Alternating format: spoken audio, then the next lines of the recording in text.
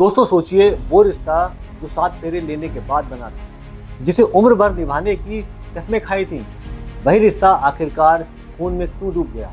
गोरखपुर की भीड़ भाड़ वाली सड़क पर एक पति ने अपनी ही पत्नी को गोलियों से छलनी कर दिया। सवाल ये उठता है, क्या वाकई ये हत्या अचानक गुस्से का नतीजा थी या महीनों से पनपती नफरत का विस्फोट। रिश्तों में तल्खी चाहे कितनी भी हो, खून कभी समाधान नहीं होता।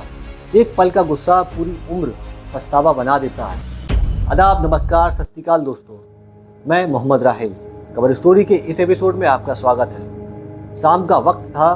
गोरखपुर का शाहपुर इलाका, जहां रोज की तरह दुकानों पर रौनक थी। लोग बाजार से सामान ले रहे थे, कुछ बच्चे आइसक्रीम के ठेले पर मोल भाव कर रहे थे। किसी ने सोचा भी नहीं था कि कुछ ही मिनटों में इस जगह पर चीखों और सनसनी से भर जाएगा। 35 साल की ममता चौहान ऑफिस से निकलकर लौटने से पहले राधिका फोटो स्टूडियो में रुकी थी। शायद किसी डॉक्यूमेंट्स के लिए पासपोर्ट साइज फोटो की जरूरत हो। बाहर उनके पति विश्वनाथ चौहान इंतजार कर रहे थे, लेकिन यह इंतजार मोहब्बत का नहीं, मौत का था। ममता और विश्वनाथ की शादी को 15 साल हो चुके थे। मायका खजनी गोरखपुर और ससुराल जेल रोड पर थी। शादी के शुरुआती साल ठीक ठाक रहे, लेकिन कुछ साल बाद रिश्तों में खटास आनी शुरू हो गई। आपसी अविश्वास, शक और आर्थिक खींचतान ने घर का सुकून छीन लिया था। रिश्तेदार बताते हैं, दोनों अक्सर झगड़ते रहते थे, एक दूसरे पर अवैध संबंधों के आरोप लगाते हैं। कभी ममता पति पर आरोप लगाती है कि वो दूसरी महिलाओं से बात करता है, तो कभी विश्वकर्मा कहता है ममता उससे पैसे ऐंठना चाहती है। धीरे धीरे हालात इतने बिगड़ गए कि 14 महीने पहले दोनों अलग हो गए। ममता अपनी 13 साल की बेटी के साथ शाहपुर गीता वाटिका के पास किराए पर रहने लगी। वह बैंक रोड की एक प्राइवेट कंपनी में जॉब करती थी। बेटी की पढ़ाई, घर का खर्च सब ममता ही संभाल रही थी। दोनों ने आपसी सहमति से फैमिली कोर्ट में तलाक की अर्जी दे रखी थी, मगर मामला उलझा हुआ था। ममता चाहती थी कि बेटी के भविष्य की सुरक्षा के लिए पति को कुछ आर्थिक जिम्मेदारी ले, खेत या कुछ पैसे उसके नाम करे। उधर विश्वकर्मा को लगता था कि ममता उसकी मेहनत की कमाई लूटना चाहती है। दोनों कई बार कोर्ट की तारीखों पर भिड़ते। ममता कभी बयान देने नहीं जाती तो विश्वकर्मा का गुस्सा और बढ़ जाता। वह चाहता था कि जल्द से जल्द तलाक हो जाए, जिंदगी नए सिरे से शुरू कर सके। रिश्तेदार कहते थे, विश्वकर्मा अक्सर कहता है कि ममता उसे चूस रही है। विश्वकर्मा का कहना था कि मुझे उससे नफरत थी। वो खेत अपने नाम करवाना चाहती थी, बेटी के खर्च की बात करती थी। मैं क्यों दूं पैसे, मेरी मेहनत के हैं। 3 दिनों तक वह अपनी पत्नी का पीछा करता रहा, ऑफिस से घर, घर से ऑफिस, लेकिन हिम्मत नहीं जुटा पा रहा था। 3 सितंबर की सुबह उसने ठान लिया, आज सब खत्म कर दूंगा। शाम 6 बजे बैंक रोड विश्वकर्मा अपनी पत्नी के ऑफिस के बाहर खड़ा था।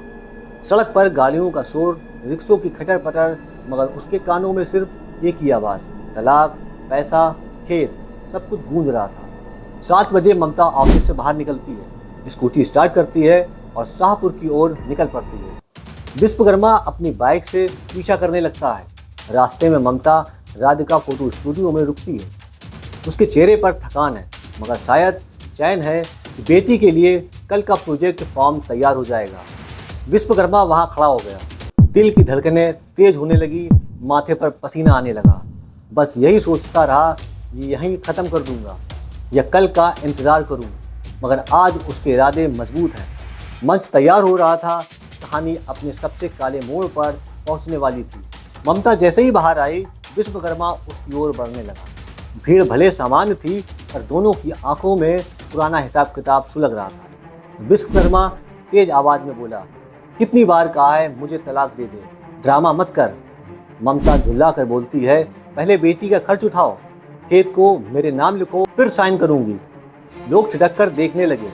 उसने सोचा शायद पति पत्नी का सामान्य झगड़ा है, मगर अगले ही पल दोनों के बीच धक्का मुक्की शुरू हो गई। ममता ने उसका हाथ झटक दिया, छोड़ो मेरा रास्ता। विश्वकर्मा की आंखों में पुरानी नाराजगी का दरिया उफान मार दिया। भीड़ समझ पाती उसने पहले अपने हेलमेट हटाया, पिस्तौल निकाली, चारों ओर सन्नाटा, बस ममता की हाफती आवाज और अचानक पहली गोली ममता के सीने को चीर गई। वो लड़खड़ा गई, संभली भीड़ की तरफ, मगर दूसरी गोली उसके हाथ में लगी। उसका शरीर फुटपाथ पर गिर पड़ा। आसपास चीखें गूंजने लगी, अरे पकड़ो, गोली चला दी। स्टूडियो के सामने सब कुछ अविश्वसनीय था।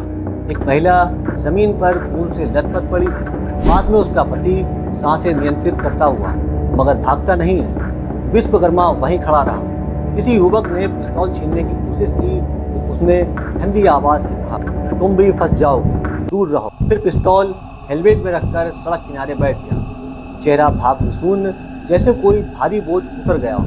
कुछ दुकानदार भागकर महिला को उठाते हैं। किसी ने रिक्शे को रोका, किसी ने एम्बुलेंस को फोन किया। ममता को तुरंत विनायक हॉस्पिटल ले जाया गया। डॉक्टरों ने पल्स चेक की, मगर सिर हिलाकर बोले, नो पल्स, बहुत खून बह चुका है। भीड़ में सन्नाटा, और लेकिन बेचारी बच्ची का क्या होगा? स्टूडियो के ऊपर लगे कैमरे ने सब कुछ रिकॉर्ड कर लिया था। ममता का गिरना, भीड़ का हड़बड़ाना, विश्वकर्मा का ना भागना। शाहपुर थाना पुलिस को सूचना मिली। 10 मिनट में सायरन बजाती जीप मौके पर पहुंच गई। सबसे पहले विश्वकर्मा से पिस्तौल बरामद की। हेलमेट से हथियार निकालकर फॉरेंसिक टीम को सौंप दिया गया। आसपास खड़े लोग बयान दे रहे थे, भाई साहब अचानक गोली चला दी। पहले तो बहस हो रही थी। विश्वकर्मा से पुलिस ने पूछा, तुम भागे क्यों नहीं? विश्वकर्मा ने हल्के लहजे में कहा, भागना, अब सब खत्म हो गया, गम नहीं है, वो मेरे पैसे खाती थी। उसके इस ठंडे जवाब से मौके पर मौजूद पुलिस भी हैरान रह गई।